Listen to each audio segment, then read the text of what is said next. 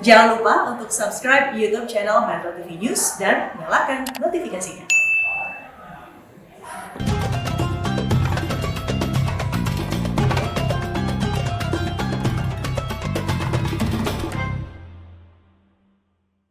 Dipersembahkan oleh Assalamualaikum warahmatullahi wabarakatuh. Selamat datang kembali teman-teman di Tafsir Al-Misbah episode ke-30 hari ini teman-teman. Hari terakhir dari bulan suci Ramadan dan mudah-mudahan semua pelajaran dan perjalanan selama ini sudah membawa manfaat dan sudah dipraktekkan. Tetapi mari juga bersyukur bahwa kita masih dapat kesempatan satu hari lagi bersama saya Najla Shihab dan ada Abi Muhammad Quraish Shihab. Abi, episode terakhir kita hari ini membahas Quran Surah At-Tahrim. Hadir juga bersama kita bintang tamu khusus, ada Teh Syahrini yang hadir lewat jarak jauh. Assalamualaikum Teh. Assalamualaikum. Waalaikumsalam warahmatullahi wabarakatuh. Seneng Teh bisa ikut sampai ujung ini, alhamdulillah Teh Syahrini. Alhamdulillah berasa banyak ilmu dan pelajaran terutama untuk kami berdua yang baru saja mengarungi bahtera rumah tangga. Kemudian juga banyak titipan pesan dari semua teman-teman yang sering menonton Metro TV khususnya Tafsir Al-Misbah. Jangan ada di bulan puasa aja katanya. Di subuh-subuh berikutnya biar kita bangun. Aduh, kalau yang nggak di bulan Ramadan harus didampingi Teh Syahrini setiap hari ini jangan-jangan supaya yang nonton juga makin semangat. Terima kasih Teh sudah bergabung hari ini dan juga teman-teman semua yang bergabung melalui aplikasi video conference dan tentunya juga Anda pemirsa semua di rumah yang insya Allah berkumpul bersama keluarga untuk sahur terakhir di Ramadan hari ini. Kita mulai Abi pembahasan mengenai ayat 9 sampai dengan ayat 12 penutup dari Quran Surah At-Tahrim. Ayat lalu berbicara tentang bagaimana bersikap dalam rumah tangga bersama istri, anjuran untuk mendidik keluarga Bi. Nah apa lanjutan-lanjutan dari ayat-ayat itu dalam uraian kali ini? Silakan Abi. Iya. A'udzubillahi minasyaitonirrajim. Bismillahirrahmanirrahim. Ayat 9 ini memerintahkan Nabi dan tentunya umatnya. Firman Allah, Ya ayyuhan Nabi, jahidil kuffara wal munafiqin waghluz alaihim wa ma'wahum jahannam wa bi'sal masir. Wahai Nabi, berjuanglah sekuat kemampuan kamu, kerahkanlah semua tenaga dan pikiran kamu menghadapi orang-orang kafir dan orang-orang munafik. Orang kafir yang dimaksud di sini semua yang durhaka. Secara khusus disebutkan dari yang durhaka, yang kafir itu adalah orang-orang munafik. Waghluz alaihim. Ini biasa disalahfahami, diterjemahkan bersikap kasarlah terhadap mereka. Itu juga ada ayat waladzina ma'ahu asyidda'u 'alal kuffar ruhama'u bainahum. Itu juga Nabi dilukiskan orang-orang yang bersama beliau itu asyidda, bersifat keras kepada orang-orang kafir dan saling kasih berkasih. Kita ingin memahami apa yang dimaksud dengan perintah waghluz sini. Apakah itu bersikap kasar atau bersifat tegas?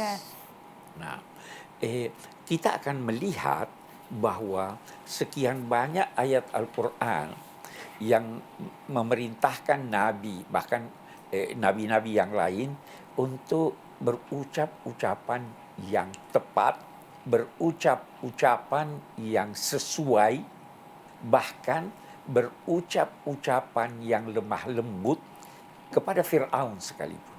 Karena itu kita tidak ingin memahami ayat ini dalam arti bersifat kasarlah kepada mereka. Sekian banyak orang-orang kafir dan munafik yang diperlakukan Nabi secara lemah lembut untuk mengundang simpati mereka.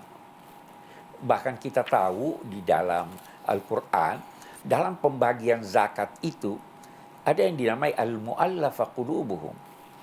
Orang-orang yang dijinakkan hatinya. Nabi bersabda, tidak ada sesuatu yang dibarengi dengan kekasaran, kecuali kekasaran itu menambah dia buruk. Dan tidak ada sesuatu yang dibarengi dengan kelemah lembutan, kecuali dengan kelemahan lembutan itu, sesuatu itu menjadi lebih baik dan indah. Jadi justru upaya-upaya ini adalah upaya-upaya untuk berteguh konsisten dalam kelemah lembutan pada saat menghadapi kaum kafir. Dan itu juga sebabnya sejak dini Nabi diperingatkan, "Lau kunta fazzan ghalizal qalbi lam faddu min hawlik." Kalau kamu berucap kasar, hatimu keras, itu yang ada di sekelilingmu akan menarik diri, tidak akan lagi bersama kamu. Justru makin menjauhkan ya, Bi. Justru makin menjauhkan pada saat kita menggunakan kekerasan. Apalagi, Bi, pesan yang lain? Yang kita ingin garis bawahi yang kedua, bahwa kata jahid di sini bukan dititik beratkan pada mengangkat senjata. Salah satu yang dititik beratkan itu adalah berjuang menghadapi gejolak nafsu ketika menghadapi orang-orang yang tidak sejalan dan menentang Islam. Satu hal yang Abi ingin garis bawahi. Dewasa ini, kita sering mendengarkan pelecehan terhadap Islam.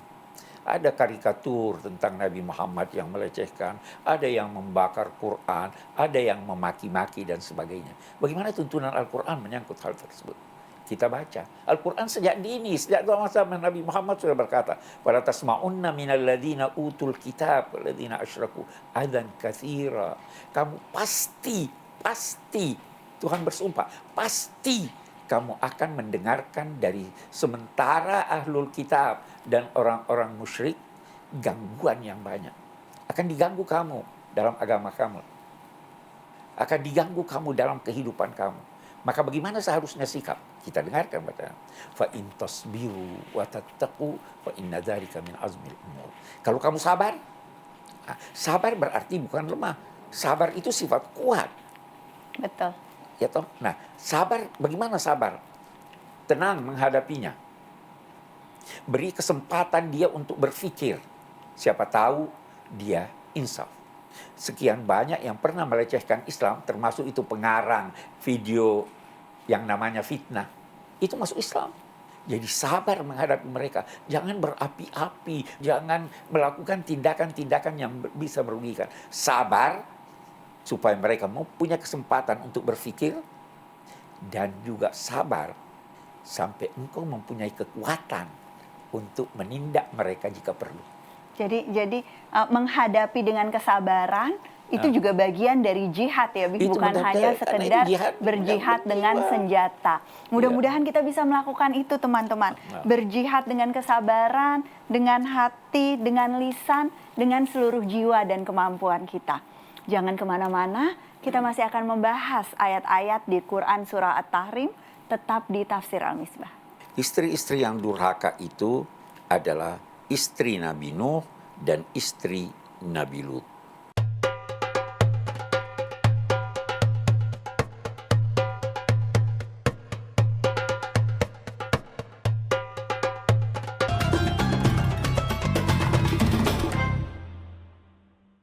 Dipersembahkan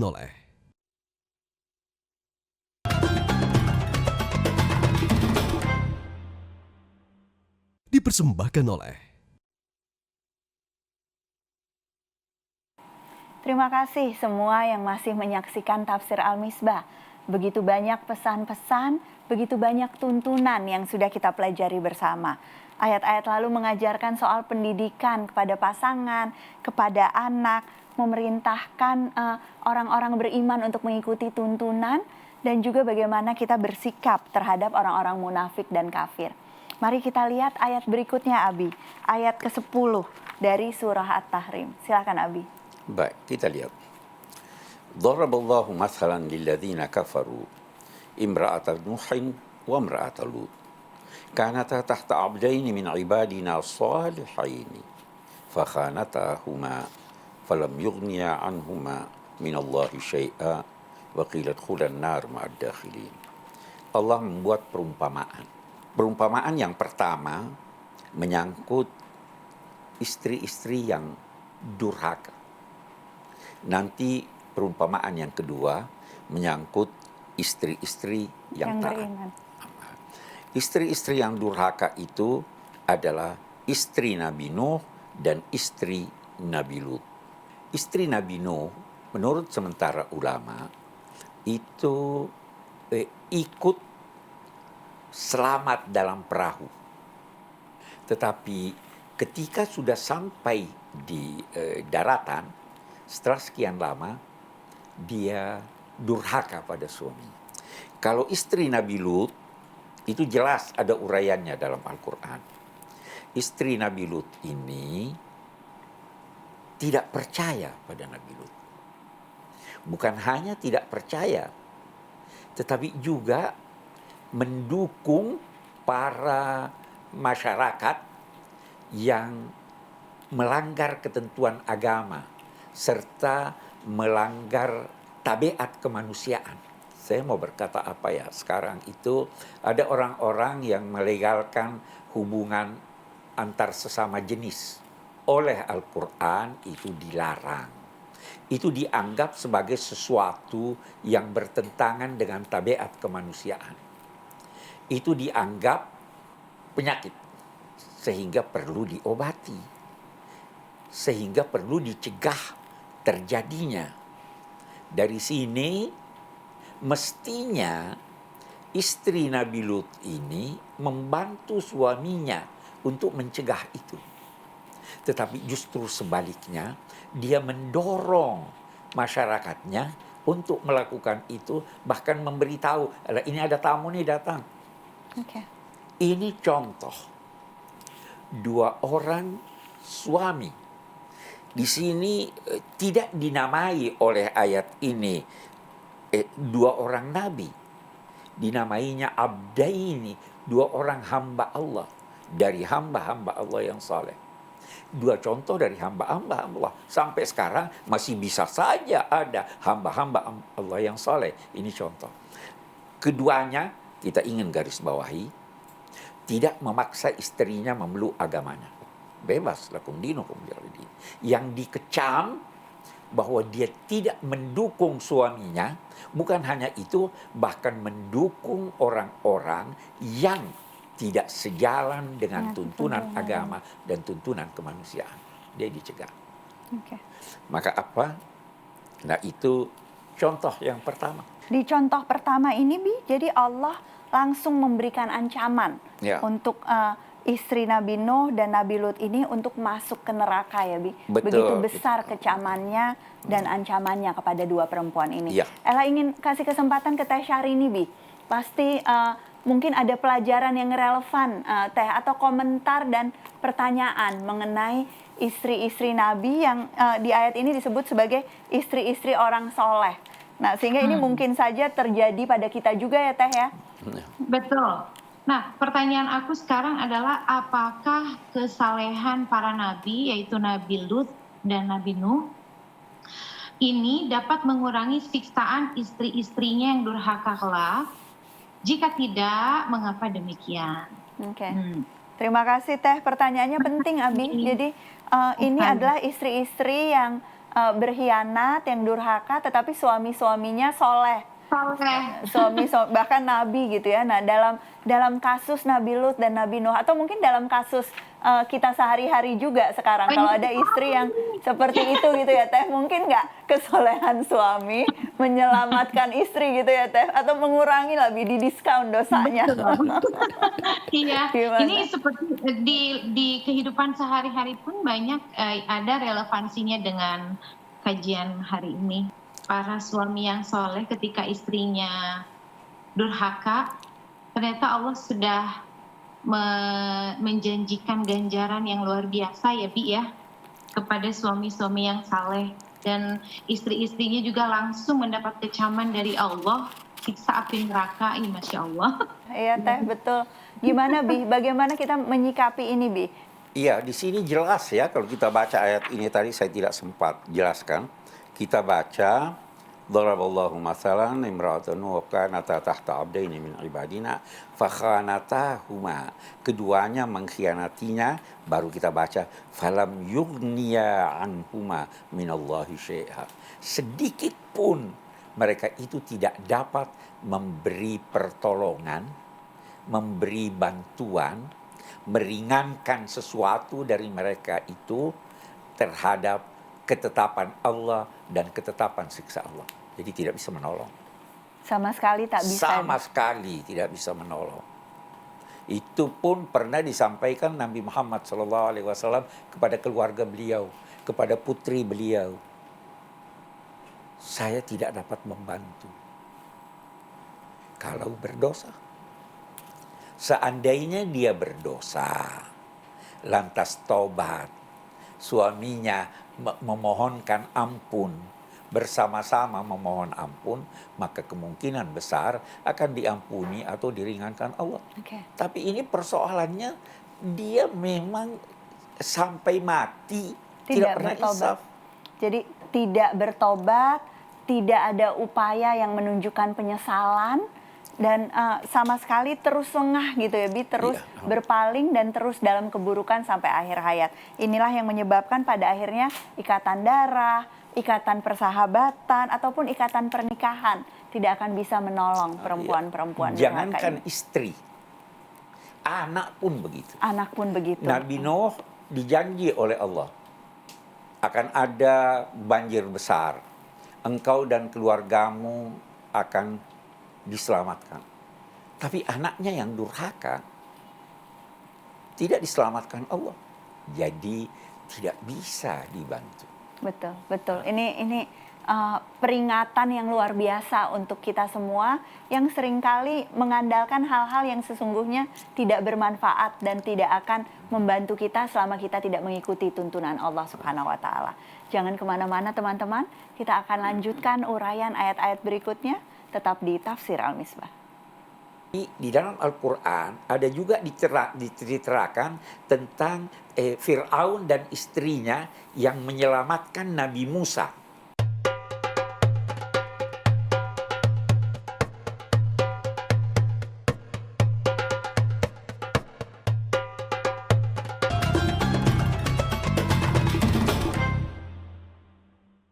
Dipersembahkan oleh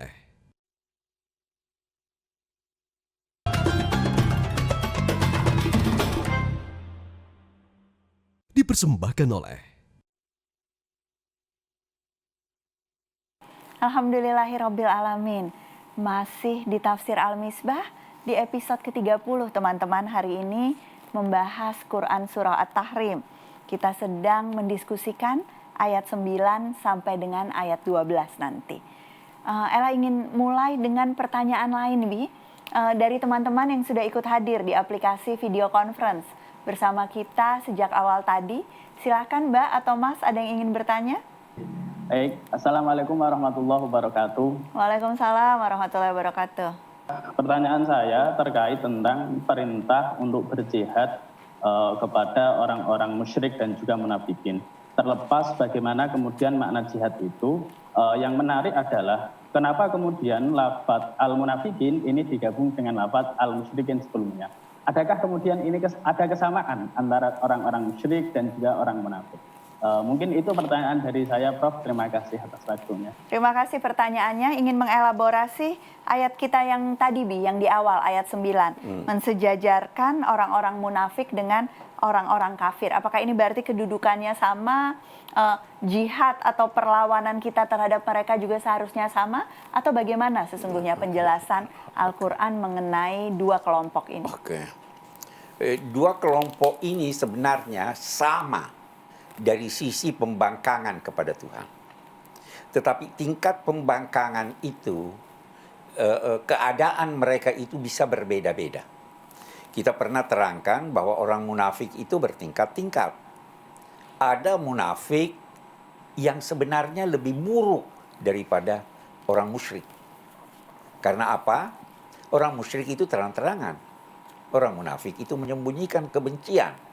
Tapi ada juga munafik yang lebih rendah dari itu. Dia tetap percaya, tetapi tidak mengamalkan tuntunan agama. Dia sholat tapi malas. Itu juga munafik, tingkatnya lebih rendah. Nah, sekarang berjihad menghadapi mereka, itu jihad harus disesuaikan dengan kondisi, situasi, dan sasaran. Jangan gunakan cara Anda berjihad kepada orang kafir yang musyrik dengan berjihad kepada orang munafik yang tingkat kemunafikannya lain. Nabi pun tidak pernah membunuh munafik. Tetapi dalam konteks musyrik yang memerangi, Nabi pernah berperang dengan mereka, mengangkat senjata, pernah membunuh seorang musyrik. Nah, jadi sudah beda kan? Jadi harus disesuaikan dengan sasaran, disesuaikan dengan waktu, disesuaikan dengan tempat. Bukan setiap saat mengangkat senjata. Tidak dong. Bukan setiap saat maki. Tidak dong. Lihat situasinya. Bersikaplah kepada mereka sesuai kemaslahatan dan upayakan agar sikap Anda itu mengubah sikap mereka dari melawan menjadi teman. Terima kasih Abi. Mari kita lanjutkan pembahasannya. Ayat 11 dan 12 berbicara tentang kelompok perempuan yang berlawanan ya Bi, dengan istri Nabi Lut dan Nabi Nuh tadi. Perempuan-perempuan luar biasa ketaatannya. Wa daraballahu masalan lilladina amanu. Hai orang-orang yang beriman. Wahai wanita-wanita yang beriman. Ini ada contoh yang baik. Kalau kebetulan suamimu durhaka, apa yang harus kamu lakukan? Kita baca ayat ini. Daraballahu masalan lilladina amanu imra'ata fir'aun iz qalat rabbi ibni li indaka baitan fil jannah wa najjini min fir'auna wa amalihi wa najjini minal qaumil zalimin. Ya Allah, buatkanlah untukku istana di sorga. Apa maknanya? Hidup di rumah bersama Fir'aun tidak sama sekali tidak menyenangkan. Saya ingin pindah dari rumah ini, tapi saya tidak punya kekuasaan. Saya tidak punya kekuatan. Saya dibawa seorang tirani. Sebelum saya lanjut, Fir'aun itu adalah gelar penguasa Mesir. Ada istrinya. Tetapi di dalam Al-Quran ada juga diceritakan tentang Fir'aun dan istrinya yang menyelamatkan Nabi Musa ketika beliau dibuang ke laut, terus dan istrinya melihat, oh ini ada, ini tolong ambil itu biar kita pelihara dengan baik. Fir'aun itu bukan Fir'aun ini. Jadi ayahnya Fir'aun ini. Jadi ini dua manusia yang berbeda ya, Fir'aun yang musuhnya Nabi Musa dengan Fir'aun yang suami dari Asiyah yang digambarkan di sini. Sementara ulama berkata Asiyah ini, istri Fir'aun ini dari Bani Israel, bukan orang Mesir asli. Orang Bani Israel yang percaya Nabi Musa, tapi dipersunting oleh Fir'aun. Jadi dia memang beriman, paling tidak menyembunyikan keimanannya. Ibni li indaka baitan fil jannah. Saya percaya ada hari kemudian. Saya percaya ada sorga. Saya ingin berada di sorga itu karena istanaku dengan Fir'aun bukan sorga. Terus wa najjini min Fir'aun wa amalihi. Ada dua yang dimintanya. Selamatkan aku dari Fir'aunnya. Dan selamatkan juga aku dari amal perbuatannya. Jadi sosoknya dia tidak senang. Dan amal perbuatannya pun dia tidak senang. Karena sangat kejam. Sangat mengaku seperti Tuhan. Dan ada grupnya. Ada lingkarannya. Maka dia juga berdoa. Wa najjini minal qaumidz zalimin. Kita berhenti dulu, Bi. Kita berhenti dulu. Kita terpaksa harus jeda dulu sebelum kita menggambarkan Sayyidah Maryam. Perempuan yang ketaatannya luar biasa, yang satu-satunya perempuan yang namanya disebut sebanyak ini. 34 kali, Bi, katanya disebut di dalam Al-Quran. Pasti luar biasa kisahnya, luar biasa teladannya. Jangan kemana-mana pemirsa. Tetap di Tafsir Al-Misbah, kita akan kembali sesudah jeda berikut ini. Kami tiupkan pada dirinya roh kami. Roh Allah. Apa maknanya?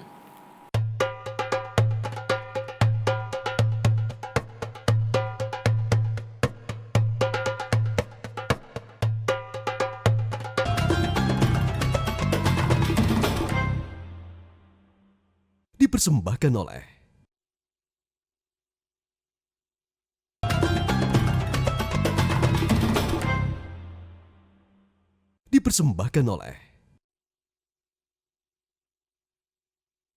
Terima kasih masih terus bergabung, belajar bersama di Tafsir Al-Misbah.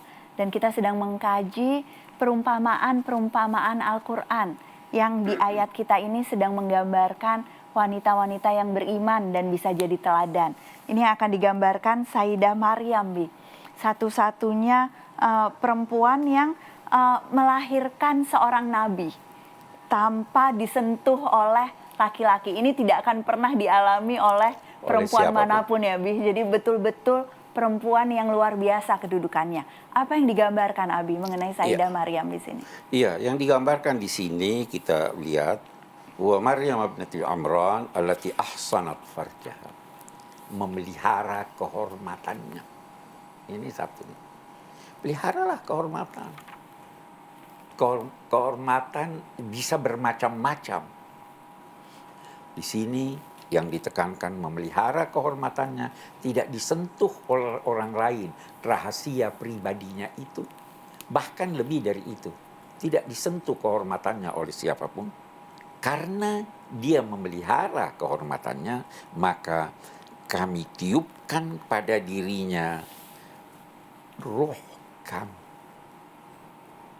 Roh Allah. Apa maknanya? Kita tidak bisa menjelaskan apa maknanya roh Allah. Karena roh kita tidak tahu. Roh dalam Al-Quran mempunyai makna yang bermacam-macam. Dan Allah juga berkata, mereka bertanya kepadamu tentang roh. Jawablah bahwa roh urusan Tuhanku. Jadi apa yang dimaksud? Ditiupkan kepadanya roh kami. Ada yang berkata Jibril meniupkannya sehingga dia hamil. Keistimewaannya saddaqat bi kalimati rabbiha.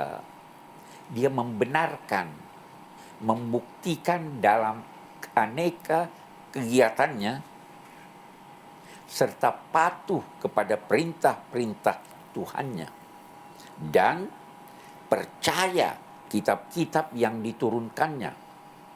Tentu sebelum Injil. Percaya kepada Taurat, percaya kepada Zabur, percaya pada Suhuf Ibrahim, dan sebagainya. Dan dia itu termasuk kelompok orang-orang yang patuh. Ada hal dalam konteks tafsir, kalau saya berkata dia patuh dan berkata dia termasuk kelompok yang patuh, maka ucapan dia termasuk kelompok yang patuh itu menunjukkan kedudukannya lebih tinggi daripada orang yang patuh. Dia ini kelompok elit. Di sini digambarkan bahwa beliau termasuk kelompok al-qanitin, dan kita garis bawahi lagi. Qanitin itu bentuk jamak maskulin. Jadi di antara lelaki dan perempuan pun dia termasuk di dalam kelompok itu. Jadi kelompok yang sangat taat beragama. Ceritanya banyak di dalam Al-Quran menyangkut Sayyidah Maryam. Yang ingin digarisbawahi di sini bahwa Sayyidah Maryam itu adalah wanita yang menjaga kehormatannya sehingga Allah membantunya dalam segala hal dan memberikannya keistimewaan yang tidak diberikan keistimewaan itu kepada siapapun sepanjang sejarah kemanusiaan. Itu tadi yang Ella katakan. Sebelum ini saya katakan bahwa menurut seorang ulama besar baru saja wafat, Syekh Mutawalli Sya'rawi, kalau ada nama yang disebut di dalam Al-Quran, maka ketahuilah bahwa peristiwa itu tidak akan terulang lagi. Tidak akan ada lagi orang seperti Sayyidah Maryam. Tidak akan ada lagi orang yang sikapnya sedemikian hebat seperti halnya Sayyidah Maryam. Sebelum kita akhiri, saya ingin menjelaskan sedikit. Suami istri di sini, Nuh, Lut, dan Fir'aun, istri di sini tidak dinamai zauj, tetapi dinamai imra'ah. Imra'atu Fir'aun, imra'atu Lut, imra'atu Nuh, bukan zauj. Mengapa? Kita lihat lagi di sini ketelitian redaksi Al-Quran. Zauj kita sudah pernah terangkan bahwa itu menggambarkan hubungan harmonis antar suami istri walaupun sesekali terjadi konflik kecil. Tetapi kalau imra'ah, maka itu adalah menunjukkan hubungan suami istri antara istri dan suami ini tidak harmonis. Bermacam-macam ketidakharmonisan itu. Kalau di sini yang kita lihat bahwa suaminya taat, istrinya durhaka bahkan berkhianat. Ya. Kalau di sini terlihat Fir'aun dengan segala kekejamannya, istrinya memohon perlindungan kepada Allah. Ya. Sehingga disimpulkan kalau Al-Quran menggunakan kata imra'ah, maka pasti hubungan antar keduanya itu ada konflik yang mendalam. Nah, ini yang jadi pesan penting untuk kita gitu ya, soal konflik di dalam keluarga, soal pendidikan antar pasangan. Ella ingin kasih kesempatan Teh Syahrini, pasti ada pertanyaan atau komentar mengenai ini Teh. Kira-kira apa yang penting jadi pelajaran buat kita, dan Teh Syahrini ingin tanyakan lebih lanjut ke Abi mengenai ayat-ayat ini. Silahkan Teh. Iya, yang ingin aku tanyakan ke Abi Quraisy adalah pada ayat tadi dijelaskan adanya istri yang buruk padahal suaminya yang baik. Demikian pula sebaliknya, ada istri yang soleha dari suami yang tidak beriman. Lalu bagaimana baiknya teguran yang diberikan oleh pasangan? Apakah ada batasan teguran gitu, Bi? Dan kemudian agar pasangan dan diri kita bisa bersama dalam kebaikan selamanya, seterusnya, sampai akhir hayat. Bagaimana batasan-batasannya gitu, menegur, saling tegur itu, kalau aku salah, ditegur suami itu, suami harus bagaimana sih negur ke aku. Begitupun kalau suami salah, aku harus bagaimana tegurnya gitu loh, Bi. Oke. Penting nih Teh, penting karena kita maunya insya Allah dua-duanya taat, dua-duanya soleh gitu ya Teh. Jangan sampai ada yang berbeda tingkatannya. Kita akan jawab Teh, kita diskusikan pertanyaan Teh Syahrini ini sesudah jeda berikut ini. Tetap di Tafsir Al-Misbah. Bisa terjadi konflik ini. Ini mau anak, itu tidak bisa dapat anak. Bagaimana? Cerai.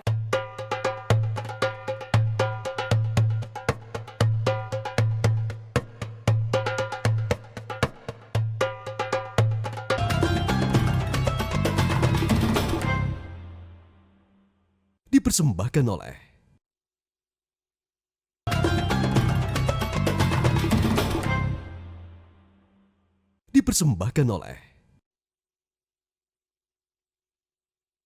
Terima kasih teman-teman, selalu setia belajar bersama di Tafsir Al-Misbah. Dan banyak diskusi penting hari ini di episode terakhir kita. Tadi ada satu pertanyaan yang juga amat penting, Bi, dari Teh Syahrini tentang bagaimana kita menjaga ketaatan pasangan juga, saling mengingatkan, bahkan memberikan teguran. Tetapi apa sesungguhnya batasan-batasan, apa tuntunan-tuntunan pada saat kita menegur pasangan. Apa yang dijelaskan Al-Quran, Bi, mengenai hal ini? Yang pertama, kita tidak bisa menentukan secara pasti bagaimana. Karena itu sekali lagi kita lihat bagaimana tabiat suami ini. Bagaimana tabiat istri ini. Tapi prinsipnya harus ditegur.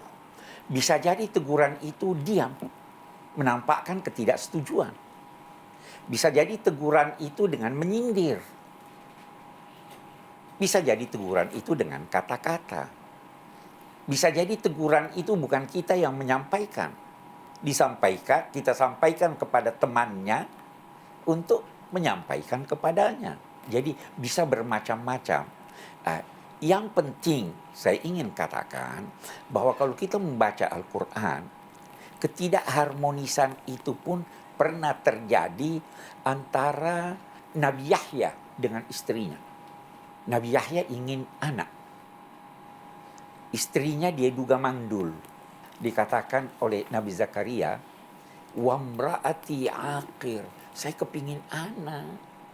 Tapi istri saya ini, imraati, dia tidak katakan zauja, karena ada konflik nih soal anak. Imraati aqir. Dia mandul. Dia mengadu kepada Allah. Allah kabulkan. Ketika dikabulkan, maka dianugerahi dia Yahya.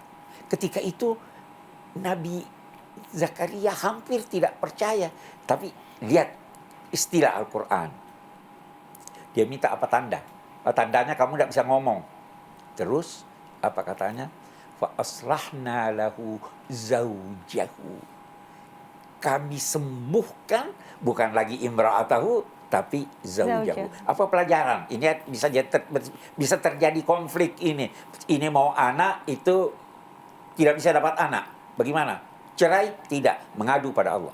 Jangan mentang-mentang terus mau kawin lagi dengan alasan itu. Jadi ada cara-cara yang bisa dilakukan, tetapi semua cara itu hendaknya disertai dengan permohonan bantuan kepada Allah.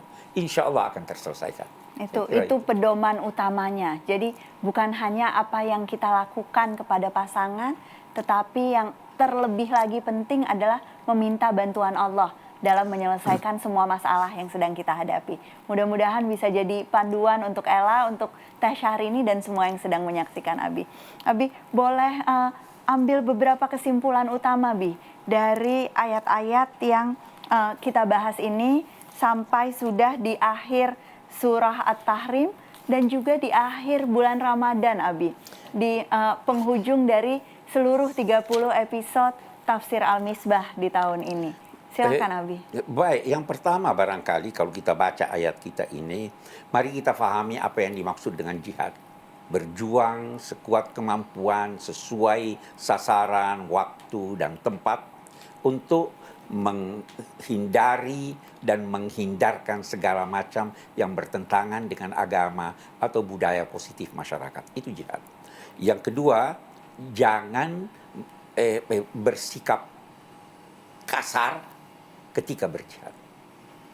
Itu dua. Yang ketiga, kehidupan rumah tangga pasti tidak akan semulus dan terus-menerus berlangsung. Pasti ada konflik. Konflik itu bisa dalam bentuk yang bertentangan dengan prinsip-prinsip ajaran agama. Ketika itu, suami atau istri tidak dapat membantu dalam hal menghalangi atau menampi siksa Allah. Yang keempat yang ingin kita garis bawahi, bahwa Sayyidah Maryam adalah wanita termulia dan bahwa beliau mendapat kedudukan yang tinggi itu karena memelihara kehormatannya, percaya pada ketetapan-ketetapan Allah dan taat kepadanya. Terakhir, barangkali kita episode ini adalah episode terakhir, bukan hanya di sini, tapi sudah belasan tahun Metro TV dan saya mendapat kehormatan untuk menjelaskan ayat-ayat Al-Quran. Semua sudah dijelaskan. Memang surah 29 dan 30 itulah yang pertama kita terangkan. Jadi hari ini tuntas sudah sesuai kemampuan saya, sesuai bacaan saya, dan tuntas sudah, tetapi dalam saat yang sama pasti masih banyak yang tidak terucapkan, pasti masih banyak yang tidak saya ketahui, sehingga mari kita belajar, kalau perlu belajar sendiri, belajar dari orang lain dan lain-lain sebagainya, karena masih sangat banyak kandungan Al-Quran yang kita belum ketahui. Aduh, Ella sedih banget, Bi, pada saat Abi bilang ini betul-betul episode ini adalah episode terakhir dari Tafsir Al-Misbah bukan hanya untuk Ramadan ini teman-teman, tetapi memang semua ayat, semua jilidnya sudah selesai kita bahas bersama di Metro TV. Teh Syahrini, boleh komentar Teh untuk menambah semangat kita untuk terus belajar tentang Al-Quran, untuk juga mungkin mengucapkan selamat kepada teman-teman yang insya Allah besok akan menghadapi Lebaran. Iya ya, sudah di penghujung akhir bulan Ramadan. Mudah-mudahan kajian tafsir Al-Misbah ini bisa memberikan ilmu dan pencerahan kepada pemirsa Metro TV, khususnya yang ada di rumah. Apapun dalam bentuk kegiatan sehari-hari kita, baik itu ibadah kita kepada Allah, ibadah kita kepada suami dan kepada keluarga, semuanya harus melibatkan Allah sesuai dengan apa yang diperintahkan Allah. Itu saja yang mau aku sampaikan, karena kalau semuanya melibatkan Allah, rasa-rasanya nantinya Allah yang akan mengatur dan membereskannya, bukan begitu ya, Abi Quraisy? Betul. Insya Allah. Mudah-mudahan ketemu lagi, mungkin tidak di Metro TV, tetapi bisa silaturahmi. Insya Allah. Insya Allah. Terima kasih Teh Syahrini. Tentunya mau mengucapkan selamat Hari Raya Idul Fitri. Minal aizin wal faizin. Mohon maaf lahir dan batin. Mohon maaf lahir dan batin Abi Quraisy dan Mbak Ella.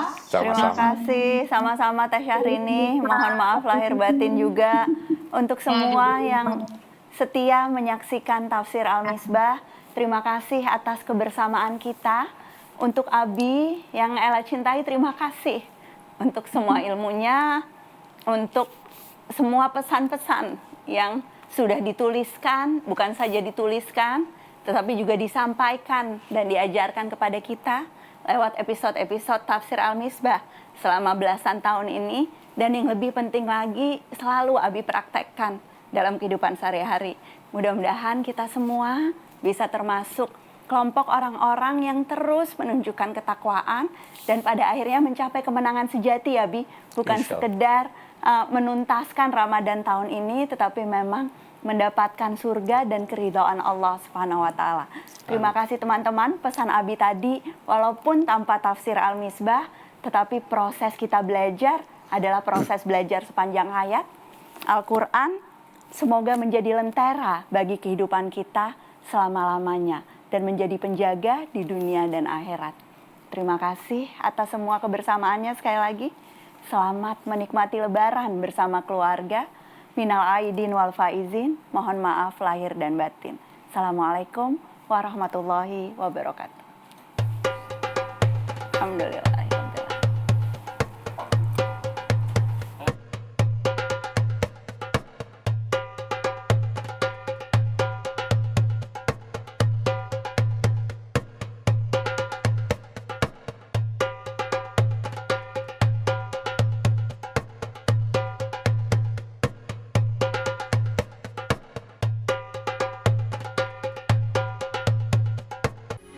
Metro TV.